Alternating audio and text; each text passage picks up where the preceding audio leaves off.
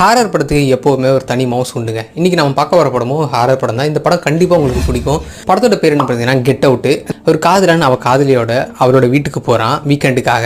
அப்போது அந்த காதலியோட அம்மா வந்துட்டு ஒரு ஹிப்னாட்டிஸ்ட்டு, அவங்க அப்பா வந்துட்டு ஒரு நியூரான் சர்ஜன்.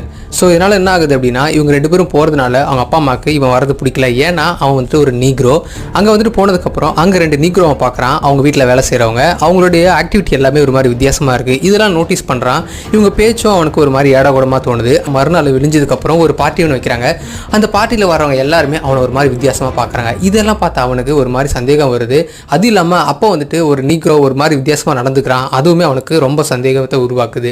ஒரு கட்டத்துக்கு மேலே அவன் இங்கே இருக்க முடியாதுன்னு சொல்லிட்டு நைட்டை கிளம்புறான். அப்போ ஒரு சம்பவம் நடக்குது. அந்த சம்பவம் என்ன சம்பவம், அதிலிருந்து அவன் தப்பிச்சு வந்தானான்றதான் அந்த படத்தோட கிளைமேக்ஸு. செம்ம த்ரில்லிங்காக இருக்கும். அதில் கடைசியாக அவங்க ரிவீல் பண்ணுற ஒரு சில விஷயங்கள் எல்லாமே செம்ம ட்விஸ்ட்டாக இருக்கும். படம் கண்டிப்பாக உங்களுக்கு பிடிக்கும்.